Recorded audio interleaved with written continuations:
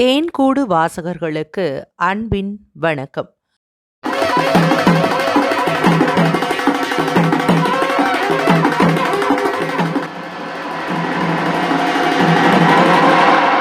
சு. வெங்கடேசன் எழுதிய வீரயுக நாயகன் வேள்பாரி.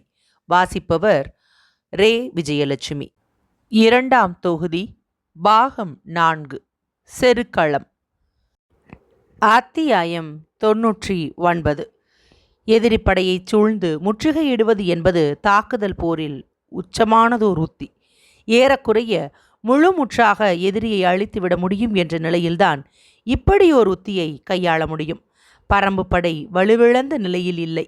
வேந்தர் படை மிகு வலிமையோடும் இல்லை. அப்படி இருந்தும் கருங்கை வாணன் இப்படியோர் உத்தியை ஏன் தேர்வு செய்தான்? வேந்தர்கள் எப்படி இதற்கு ஒப்புதல் வழங்கினர் என்ற ஐயத்தின் பிடியிலிருந்து ஆயுதவாரியால் மீளவே முடியவில்லை. கேட்டு அறிந்து கொள்ளும் சூழலும் இல்லை. போர் தொடங்கும் முரசின் ஓசை கேட்டும் கூட படைக்கல பேரரங்கின் முன்னால் ஆயுதங்களை பெற்றுச் செல்லும் வண்டிகள் வருவது குறையவில்லை. கருங்கை வாணன் வகுத்த உத்தியில் ஒரு பகுதிதான் எதிரிப்படையை முற்றுகையிடுவது, இன்னொரு பகுதி எதிரியின் எல்லைக்குள் துணிந்து நுழைவது. இரண்டையும் ஒரு சேர வகுத்திருந்தான். இன்றைய தாக்குதலின் கூர்முனையாக பரம்பின் விற்படையைத்தான் இலக்கிட்டான். பரம்பு படையின் மைய அச்சாக விற்படையினரே செயல்படுகின்றனர். விற்படையினரின் ஆற்றலை குறைத்து அவர்களை வீழ்த்துவது மட்டுமே பரம்பின் பிற படைகளை வெற்றி கொள்ள வழிவகுக்கும் என முடிவு செய்து அதற்கான திட்டத்தை தீட்டினான். வேந்தர்களின் யானைப்படை எந்த நேரத்திலும் பரம்புக்குள் நுழைய ஆயத்த நிலையில் இருந்தது. பரம்பினர் யானை போர் நிகழ்த்த விரும்பாத நிலையில் வேந்தர்களின் யானைகள் பரம்பின் எல்லைக்குள் நுழையும் உரிமை பெற்றவையாயின. அந்த வாய்ப்பை பொருத்தமாக பயன்படுத்தலாம் என்று வேந்தர் படை காத்திருந்தது. இன்றைய தாக்குதல் திட்டத்தின் மிக முக்கியமான பணியை யானைப்படைக்கு வழங்கினான் கருங்கை வாணன். போருக்கான சங்கொலி கேட்டதும் வேந்தர் படை பரம்பின் படையை சூழ்ந்து முற்றுகையிடத் தொடங்கியது. அதே பொழுதில் வேந்தர்களின் யானைப்படை வடகோடியில் நாகக்கரட்டுக்கும் காரமலைக்கும் இடைப்பட்ட பள்ளத்தாக்குக்குள் நுழைந்தது. சிலகாத தொலைவே கொண்ட இந்த பள்ளத்தாக்கில் மிக வேகமாக யானைப்படையை விரட்டி வந்தான் அதன் தளபதி உச்சங்காரி. இந்த பள்ளத்தாக்கின் தென்பகுதி எல்லையை 2 பொழுதுக்குள் அடைய வேண்டும் என்பதுதான் உச்சங்காரிக்கு இடப்பட்ட கட்டளை. அதாவது பரம்பு படையை முற்றுகையிட வேந்தர் படை சுற்றி வளைத்து முடிக்கும்போது யானைப்படை பள்ளத்தாக்கின் தென் எல்லையை தொட்டிருக்க வேண்டும். நாகக்கரட்டின் பின்னால் உள்ள காரமலையில்தான் இரளிமேடு இருக்கிறது. இரண்டுக்கும் இடைப்பட்ட பள்ளத்தாக்கில்தான் பரம்பு படையினர் தங்கும் குடில்களும் உணவும் இதர தேவைகளுக்கான ஏற்பாடுகளும் இருந்தன. இன்றைய போர் தொடங்கிய கணமே மிக வேகமாக இந்த பகுதிக்குள் நுழைந்தது வேந்தர்களின் யானைப்படை. அவர்களின் நோக்கம் இரளிமேட்டுக்கும் நாகக்கரட்டுக்குமான தொடர்பை துண்டித்தல்தான். இரளிமேட்டில் உள்ள குகைகளில்தான் பரம்பு வீரர்களுக்கான ஆயுதங்கள் சேகரிக்கப்பட்டுள்ளன. அங்கிருந்துதான் போர்க்களத்துக்கு ஆயுதங்கள் கொண்டு வரப்படுகின்றன. பரம்பு படையை முற்றுகையிட்டு போர் புரியும் இன்றைய நாளில் வேந்தர்களின் முழு படையோடு பரம்பு படை மோதவுள்ளது. தன்னை விட பல மடங்கு அதிகமான வீரர்களை எதிர்த்து போரிடும்போது பரம்பு படைக்கு பல மடங்கு ஆயுதங்கள் தேவை. ஆனால் ஆயுதங்கள் இரளிமேட்டிலிருந்து வந்து சேரும் வழி இப்போது அடைக்கப்பட்டாகிவிட்டது. இதனால் நண்பகலுக்கு மேல் பரம்பு வீரர்களின் அம்பரா துணியில் அம்பு ஏதுவும் மிஞ்சாது. பிற வகை ஆயுதங்களும் போதிய அளவு இருக்காது. சூழப்பட்ட பரம்பு படை ஆயுதங்களின் போதாமையாலும் முழு வேகத்தோடு தாக்குதலை தொடுக்க முடியாது. இதுவே அவர்களை நசுக்கி அழிக்க சிறந்த வழி என உத்தியை வகுத்திருந்தான் கருங்கை வாணன். போர் தொடங்கிய வேகத்தில் உச்சங்காரியின் யானைப்படை பள்ளத்தாக்கில் விரைந்து முன்னேறியது. அங்கு வீரர்களோ தடுப்புகளோ எதிரிகளின் யானைப்படையோ இல்லாத நிலையில் உச்சங்காரியின் வேலை மிக எளிதாக மாறியது. கருங்கை வாணன் கூறிய நேரத்தை விட விரைவாக தென்கோடிக்கு வந்து சேர்ந்தான் உச்சங்காரி. இப்போது நாகக்கரடும் இரளிமேடும் 2 கூறுகளாக பிரிக்கப்பட்டுவிட்டன. பரம்பின் ஆயுதங்களும் ஆயுத பொறுப்பாளரான முதுவேலரும் கபிலரும் இரளிமேட்டில் இருக்கும் குகைகளில் இருந்தனர். முரியநாசானும் வாரிக்கையனும் கூவல் குடியினரும் நாகக்கரட்டின் மேல் இருந்தனர். படைக்கு தேவையான பணியை செய்பவர்கள், காயம்பட்டு சிகிச்சை பெறுபவர்கள் என எண்ணற்ற வீரர்கள் இரு பக்கமாக பிரிந்து இருந்தனர். நாகக்கரட்டின் மீதிருந்த வாரிக்கையன்தான் எதிரிகளின் யானைப்படையை என்ன செய்வதென முடிவெடுக்க வேண்டியவன். பரம்பின் யானைப்படை தளபதி வேட்டூர் பழையன் நேற்றைய போரில் இறந்துவிட்டான். பரம்பின் யானைகளும் அதன் வழிகாட்டிகளுமான தந்தமுத்தக்காரர்களும் 2 குன்றுகளுக்கு அப்பால் நிறுத்தி வைக்கப்பட்டுள்ளனர். அவர்கள் வந்து தாக்குதலை தொடுக்க வேண்டுமென்றால் நீண்ட பொழுதாகிவிடும் என்று சிந்தித்த வாரிக்கையன், செய்தியை முதலில் பாரிக்கு தெரியப்படுத்துங்கள் என்றான். பாரி நிற்கும் குளவன் திட்டின் மேலிருந்து பார்த்தால் எதிரில் இருக்கும் தட்டியங்காட்டு பரப்பு முழுமையாக தெரியும். இடதுபுறமாக நாகக்கரடும் அதன் பின்னணியில் இருக்கும் இரளிமேடும் தெரியும். ஆனால் நாகக்கரட்டுக்கும் இரளிமேட்டுக்கும் நடுவில் இருக்கும் பள்ளத்தாக்கு தெரியாது. எனவே யானைப்படைகள் பள்ளத்தாக்குக்குள் நுழைந்ததை பாரியால் குளவன் திட்டிலிருந்து பார்க்க முடியாது. அதனால்தான் பாரிக்கு செய்தியை தெரிவிக்க கூவல் குடியினருக்கு உத்தரவிட்டான் வாரிக்கையன். இறுக்கிச் செடியின் பால் கொண்ட குறியீட்டை காட்டியபடி கூவல் குடியினர் நீள்கொம்பு சொலியோசை குளவன் திட்டில் பட்டு எதிரொலித்தது. அதுவரை தட்டியங்காட்டில் சுற்றி வளைக்கும் எதிரிகளின் படையை பார்த்து கொண்டிருந்த பாரி ஓசை கேட்டவுடன் நாகக்கரட்டு பக்கம் திரும்பி பார்த்தான். பள்ளத்தாக்குக்குள் ஏற்பட்டுள்ள ஆபத்து என்னவென்று தெரியவில்லை. இகுளி கிழவன் பின்புறம் சற்று தள்ளி இருக்கும் பாறை ஒன்றை கைகாட்டியபடி சொன்னான், அவ்விடம் போய் பாருங்கள், பள்ளத்தாக்கு தெளிவாக தெரியும். பாரியும் காலம்பனும் உடன் நின்றிருந்த கூவல் குடியினரும் அந்த பாறையை நோக்கி விரைந்தனர். அங்கே என்ன வகையான ஆபத்து ஏற்பட்டுள்ளது என்பதை அறிய நாகக்கரட்டை நோக்கி வீரர்களை அனுப்பினான் முடியன். எதிரிகளின் தேர் பரம்பு படையை முழுமையாக சுற்றி வளைத்து நின்றது.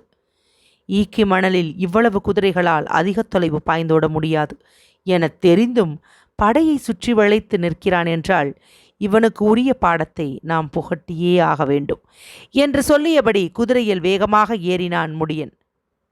கொஞ்சம் பொறு, ஆபத்தை அறியச் சென்ற வீரர்கள் வரும் வரை தற்காப்பு போரை நடத்துவோம். அது என்ன வகை ஆபத்து என அறிந்த பிறகு தாக்குதல் போரை தொடங்குவோம் என்றான் தேக்கன். பரம்பு படையை முற்றுகையிடும் துணிவு இவனுக்கு எங்கிருந்து வந்தது? எண்ணிக்கையில் பெருங்கூட்டம் என்பதால் தானே ஏறி வந்து நிற்கிறான்.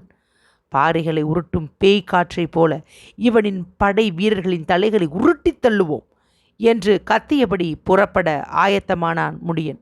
அவசரப்படாதே, நில் என்று கத்தினான் தேக்கன். இல்லை, இப்போது பொறுமையுடன் தற்காப்பு போரை நடத்தினால் நாம் அஞ்சிவிட்டோம் என எதிரி புரிந்து கொள்வான். நம்மீதான தாக்குதல் மிக கடுமையானதாக இருக்கும். நாம் இப்போது ஏறி தாக்கினால் மட்டுமே அவனது வேகத்தையும் சீற்றத்தையும் முறித்து தள்ள முடியும். நாம் அஞ்சாதவர்களாக இருப்பது முக்கியமல்ல, அஞ்சாதவர்களாக இருக்கிறோம் என காட்டிக்கொள்வது போர்க்களத்தில் மிக முக்கியம் என்றான் முடியன். உனது வேகத்தையும் தாக்குதலையும் நீ தீர்மானி, அவன் தீர்மானித்த ஒன்றை நோக்கி நகராதே என்று உரத்த குரலில் சொல்லிவிட்டு தனது கையில் இருக்கும் ஈட்டியை மண்ணில் அழுத்தி குத்தியபடி முடியனின் கண்களை உற்று பார்த்தான் தேக்கன். பரம்பு ஆசானின் பார்வையை அவ்வளவு எளிதில் யாரும் கடந்துவிட முடிவதில்லை. முடியனாக இருந்தாலும் மடங்க வேண்டியதோர் இடம் உண்டு. இழுத்து பிடித்த குதிரையின் கடிவாளத்தை விரல்கள் விடுவித்தன. தேக்கனை இமைக்காமல் பார்த்துவிட்டு சொன்னான், சரி, நாகக்கரட்டிலிருந்து செய்தி வந்து சேரும் வரை தற்காப்பு போரையை நடத்துகிறேன். நீங்கள் படையின் நடுப்பகுதிக்கு செல்லுங்கள். முடியனின் சொல் கேட்டு பணிந்து நடந்தான் தேக்கன். தேக்கனின் சொல் கேட்டு விரைந்து சென்றான் முடியன். இகுளி கிழவன் சொன்ன பாறையின் உச்சியில் ஏறி நின்று பார்த்தான் பாரி.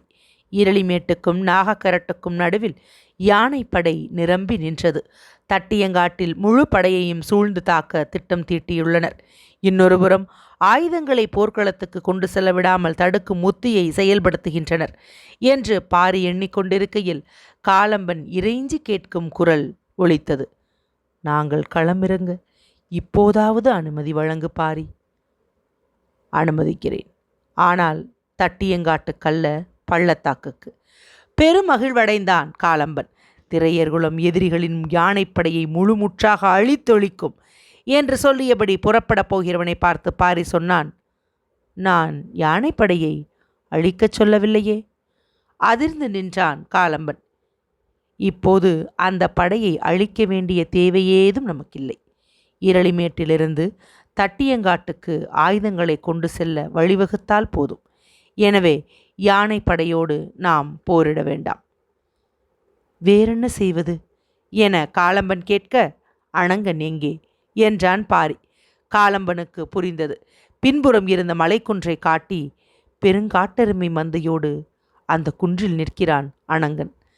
மேலே இருக்கும் காரமலை முகட்டை கைகாட்டி, இன்னொரு காட்டெருமை மந்தையோடு செதிலன் அந்த முகட்டில் நிற்கிறான். எதிரி வேறு திசையில் மேலேறிவிடக்கூடாது என்பதால் அங்கு நிற்கச் சொன்னேன் என்றான். சரி, அனங்கனுக்கு உத்தரவிடு. காட்டெருமை மந்தையை இரளிமேட்டுக்கு நேராக கீழே இறக்கி யானைப்படையை இருகூறாக்கு. இரளிமேட்டில் இருக்கும் ஆயுதங்களை நடுப்பகலுக்குள் தட்டியங்காட்டுக்கு கொண்டு போய் சேர் என்றான். சொல்லிக் கொண்டிருக்கும் போதே காலம்பன் வெளிப்படுத்திய சீழ்கை ஓசை அனங்கன் இருக்கும் குன்றில் எதிரொலித்தது. கண நேரத்துக்குள் மறு ஓசை மேலே இருந்து கீழே வந்தது. மந்தை நகரத் தொடங்கிவிட்டது. நான் உடனடியாக எதிர் திசைக்கு போகிறேன். அப்போதுதான் எந்த இடத்தில் மந்தையை கீழே இறக்குவது என்பதை தெளிவாக சொல்ல முடியும் என்று சொன்ன காலம்பன், திமிரிப்பாயும் காட்டெருமை மந்தையை கண்டால் யானை தெரித்து ஓடும். எனவே பள்ளத்தாக்கில் இறங்கிய வேகத்தில் படையை பிளந்து பாதையை உருவாக்கிவிடலாம். ஆனால் அதைவிட முக்கியம், காட்டெருமை மந்தையை கொண்டே நூற்றுக்கணக்கான யானைகளை மடக்கி நிறுத்திவிடலாம். பழக்கப்படுத்தப்பட்ட யானைகள் மிகவும் கோழைகள். காட்டெருமையின் கனைப்பொலியை கேட்டு அவை தேங்கி நின்றுவிடும்.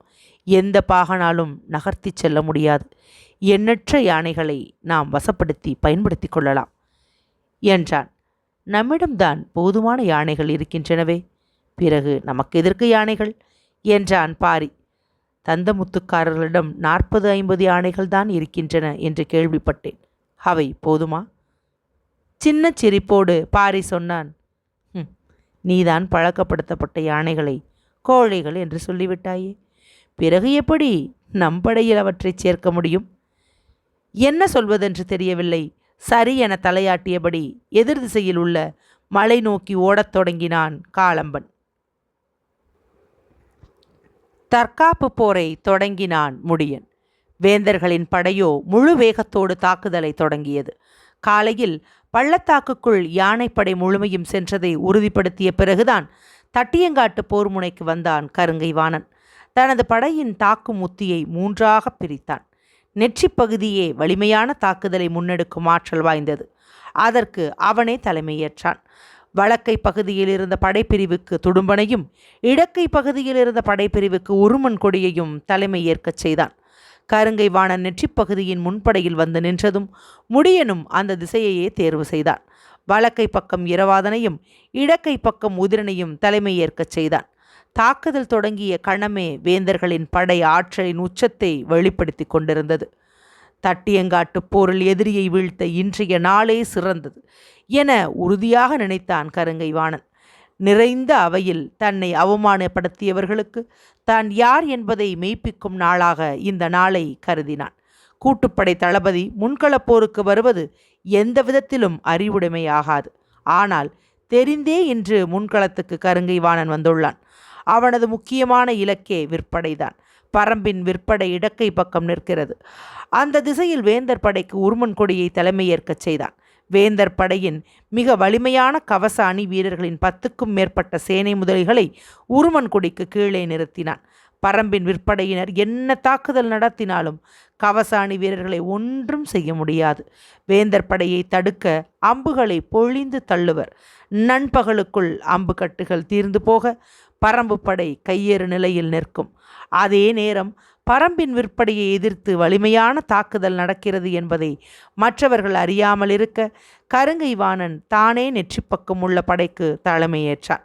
இயல்பாகவே கருங்கை வாணன் எந்த திசையில் வந்து நிற்கிறானோ அந்த திசையே கவனத்தை ஈர்க்கும். மூவேந்தர்களின் தலைமை தளபதிக்கு எதிராக முழு ஆற்றலையும் குவித்து பரம்பு மக்கள் போர் புரிவர். ஆனால் பரம்பின் விற்படையினரின் மீது வேந்தர் படை நடத்தி கொண்டிருக்கும் வலிமை மிகுந்த தாக்குதல் உடனடி கவனத்தை பெறாமல் போகும். போர்க்களத்தில் தாக்குதலின் போக்கு திசை மாற சில கணங்களே போதுமானவை. ஒரு முறை திசை மாறிவிட்டால் அதன் பிறகு பழைய நிலைமைக்கு கொண்டு வர பேரிழப்பை சந்திக்க வேண்டியிருக்கும். இவ்வளவு திட்டமிட்ட கருங்கை வாணன் பரம்பின் விற்படை தளபதி உதிரனை பற்றி அறிந்திருக்கவில்லை. வேந்தர் படையின் தாக்கும் ஆற்றலை 12 வகையான வில் கொண்டு முறித்து தள்ளும் மாவீரன் அவன். இழுபடு நாண்கள் விடுபடு விசை, அலையலையாய் மேலெழும் அம்புகளால் காற்றையே கட்டுப்படுத்த முயல்பவன். போர் தொடங்கிய பிறகு வேந்தர் படையின் குதிரைகள் குடித்த நீரை விட உதிரனின் விற்படையினருடைய அம்புகள் குடித்த குருதி அதிகம். வில்லே மலை மனிதர்களின் தலையாய ஆயுதம். காட்சியை பார்த்தலின் மூலமும் ஓசையை கேட்டலின் மூலமும் இலக்கை வீழ்த்தும் ஆற்றல் கொண்டவன் வில்லாளி மட்டுமே. பகழி அம்பும் விரி அம்பும் செலுத்த தெரிந்த விற்படையினரை எதிர்கொண்டு நிற்கும் படை இதுவரை மண்ணில் இல்லை. மூங்கிலம்பு பறவையை துளைக்கும், விரியம்பு பனையை துளைக்கும், பகழியம்பு பாறையை துளைக்கும். குறுங்காது முயலின் குருதி தோய்ந்த நாணிலிருந்து பரம்பு வீரர்கள் விடுவிக்கும் பகழியம்பை எதிர்கொள்ளும் கவசம் எவனிடமும் இல்லை. ஆனாலும் பரம்பின் விற்படைக்கு முழு விசையோடு ஏறி தாக்கும் அனுமதியை இன்று வரை முடியன் வழங்கவில்லை. மூஞ்சலின் இருப்பிடம் மிக தொலைவில் உள்ளது. குதிரைப்படையால் தான் அவ்வளவு தொலைவுக்கு சென்று மூஞ்சலை தாக்க முடியும். எனவே இரவாதனுக்கே மூஞ்சலை நோக்கி முன்னேற அனுமதி கொடுக்கப்பட்டது. முன்னகர்ந்து வரும் எதிரிப்படையை தடுத்து பின்னுக்கு தள்ளும் வேலை மட்டுமே உதிரனுக்கு வழங்கப்பட்டது. அப்படி இருந்தும் இதுவரையிலான போரில் அவன் நிகழ்த்திய அழிவை பரம்பின் வேறெந்த படைப்பிரிவும் நிகழ்த்தவில்லை. வேந்தர்களின் இன்றைய போர் தனது விற்படைக்கு எதிரான உத்தியை கொண்டது என்பது உதிரனுக்கு தெரியாது. ஆனால் எதிரிகள் பரம்பு படையை முற்றுகையிட்டு தாக்கும் முயற்சி கடுஞ்சினத்தை உருவாக்கியிருந்தது. அவன் கண்ணெதிரே கவசம் பூண்ட பெரும் படையோடு உருமன் கொடி வந்து கொண்டிருந்தான். தற்காப்பு போரை மட்டுமே நடத்த வேண்டும் என்று முடியன் உத்தரவிட்டிருந்ததால் வேறு வழியில்லாமல் இடையிலக்கு ஆயுதங்களை மட்டுமே பயன்படுத்தினான் உதிரன். உதிரன் மட்டுமல்ல, பரம்பின் மற்ற இரு தளபதிகளும் இடையிலக்கு ஆயுதங்களை மட்டுமே பயன்படுத்தினர். கருவிகள் விடும் ஆயுதம், கைகள் விடும் ஆயுதம், கைகள் விடாத ஆயுதம் என்று போர் ஆயுதங்களை 3 வகையாகத்தான் எல்லோரும் பகுத்துள்ளனர். அம்பு, சிலை, ராயம், கொடிமரம், வல்வில், கவன், சக்கரம் ஆகியவை கருவிகள் விடும் ஆயுதங்கள். வேல், எக்கம், அயில், ஆலம், ஈட்டி உள்ளிட்டவை கைகள் விடும் ஆயுதங்கள். வாள், ஈர்வாள், கொடுவாள், மழு, நவியம், குறுந்தடி உள்ளிட்டவை கைகள் விடாத ஆயுதங்கள். ஒரு படை எந்தவிதமான ஆயுதத்தை பயன்படுத்துகிறது என்பதை பொறுத்தே எதிரில் உள்ள படை தனது ஆயுதத்தை தேர்வு செய்கிறது. தட்டியங்காட்டு போரில் வேந்தர் படைக்கு குழப்பம் ஏற்படும் இடமே இதுதான். கருவிகள் விடும் ஆயுதத்தை பொறுத்தவரை அது 3 தன்மைகளால் அறியப்படுகிறது: தொலை இலக்கு ஆயுதங்கள், இடையிலக்கு ஆயுதங்கள், அண்மை இலக்கு ஆயுதங்கள். விற்படையை பொறுத்தவரை எந்த வகையான வில்லில் எந்த வகையான அம்பை பொருத்தி எய்தால் அந்த அம்பு எவ்வளவு தொலைவு உள்ள இலக்கை அடையும் என்பதை வீரக்கலையை பயிற்றுவிக்கும் ஆசான்கள் தங்களின் பயிற்சி கூடத்தில் மாணவர்களுக்கு சொல்லித் தருவர். மூவேந்தர்களின் படையணியில் வந்து நிற்கும் வீரர்கள் எல்லோரும் வீரக்கலை ஆசான்களிடம் பயிற்சி பெற்ற மாணவர்களே. பரம்பின் வில்லும் பூட்டப்பட்ட நாணும் அம்பின் தன்மையும் முற்றும் மாறுபட்டவை.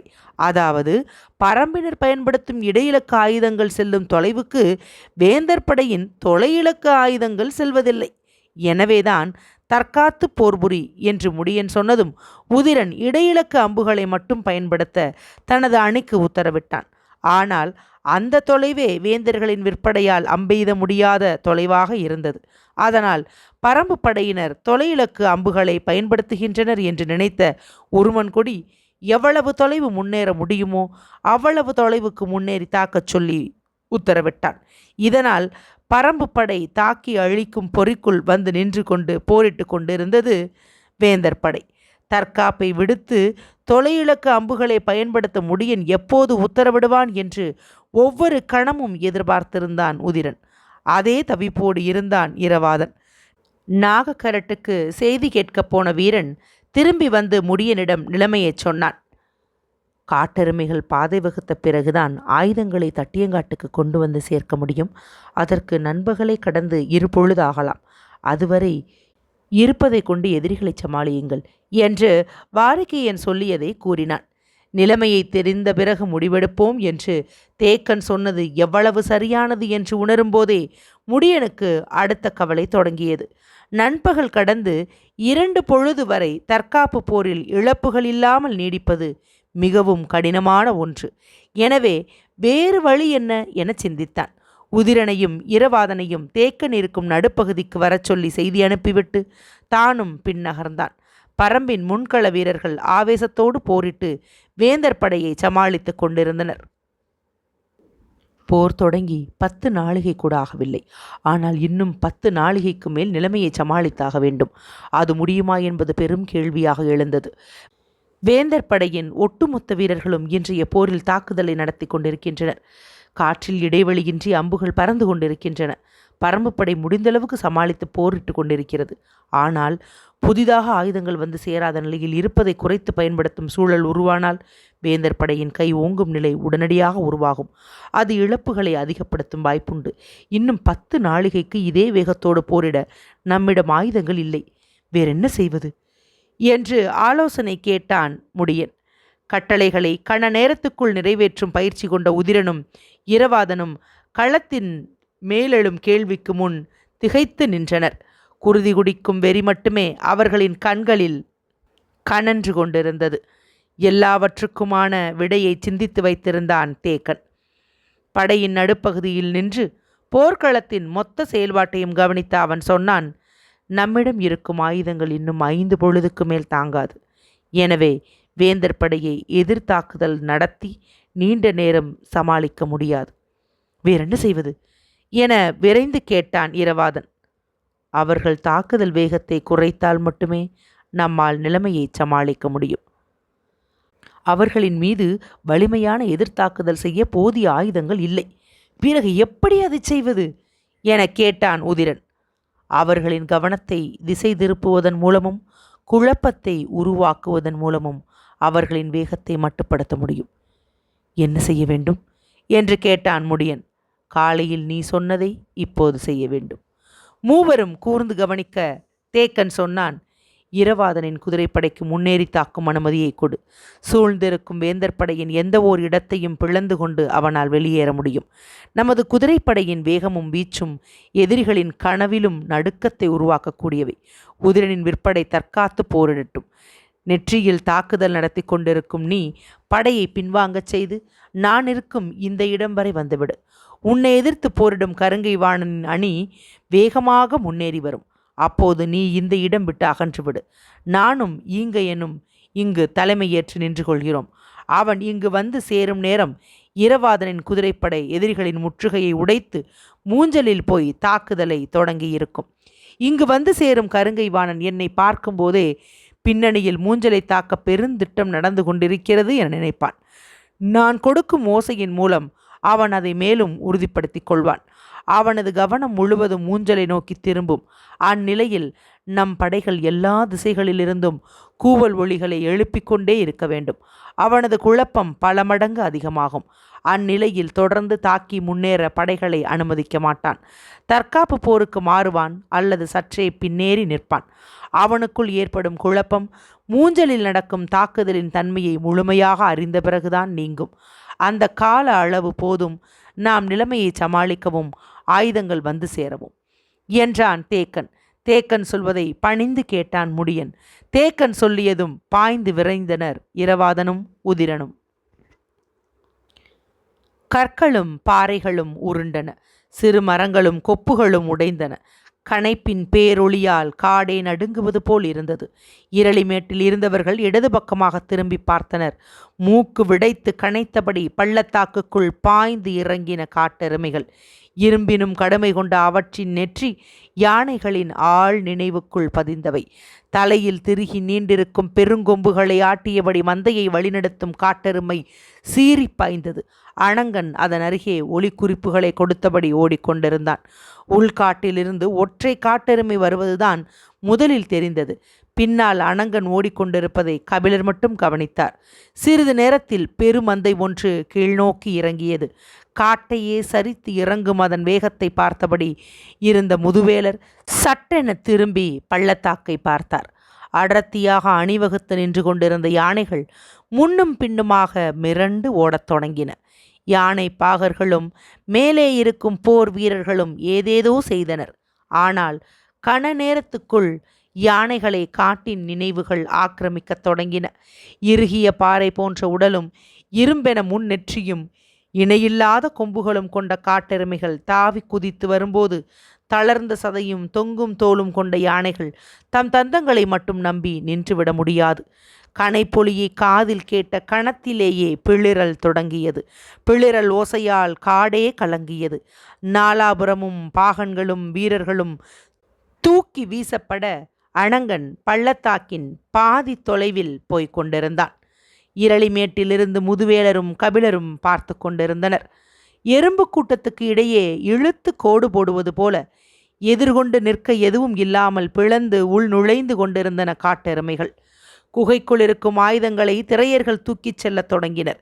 பெருவண்டிகளில் ஏற்றும் ஆயுதங்களை ஒவ்வொரு வீரனும் தனித்தனியே சுமந்து சென்றான். காட்டெருமை மந்தை பாதி தொலைவு உள்ளே போனபோது காலம்பனும் அவன் தோழர்களும் மந்தைக்கு பின்னே வேகமாக ஓடினர். இவர்கள் அங்கு எதற்கு ஓடுகின்றனர் என்று கபிலரும் முதுவேலரும் உற்று பார்த்தனர். முன்னோடிய காலம்பன் காட்டெருமை ஒன்றின் பின்கால் நரம்பை நோக்கி ஓங்கி அடித்தான். அந்த காட்டெருமை பெருங்கனை பொழியோடு அவ்விடமே நின்று முன்னும் பின்னுமாக சுற்றியது. இதே போல அங்கொன்றும் இங்கொன்றுமாக காட்டெருமைகளின் கால் நரம்பை அடித்து 10க்கும் மேற்பட்டவற்றை வழியெங்கும் நிறுத்தினர். இருபக்கமும் தெரித்து ஓடிய யானைகளுள் எதுவும் இனி இந்த பக்கம் தலை திருப்பாது. திரையர்கள் ஆயுதங்களின் பெருஞ்சுமையை தூக்கி கொண்டு நின்று விளையாடும் காட்டெருமைகளுக்கு நடுவில் ஓடிக்கொண்டிருந்தனர். தேக்கனின் திட்டம் மிக சிறப்பாக செயல்பட்டு கொண்டிருந்தது. இரவாதன் எதிரிகளை பிளந்து மூஞ்சலை அடைந்தான். கருங்கை வாணன் முன்னேறி வந்து தேக்கனை அடைந்தான். களமெங்கும் கூவல் குடியினர் குறிப்போசை மேலெழுந்தது. பெருங்குழப்பத்தோடு கருங்கை வாணன் நிற்க அவன் கண்களுக்கு தெரியாத திசையில் நின்று கொண்டிருந்த முடியன் தற்செயலாக நாகக்கரட்டு பக்கம் திரும்பினான். கரட்டின் உச்சி விளிம்பில் காட்டெருமை ஒன்று குதித்து ஓடியது.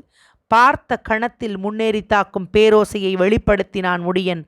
அதற்காகவே காத்திருந்த உதிரனின் உத்தரவு இமை பொழுது இடைவெளியின்றி வெளிவந்தது. பாறைகளை துளைக்கும் பகழி அம்புகள் காற்றெங்கும் சீரத் தொடங்கின. அத்தியாயம் 99 நிறைவடைந்தது.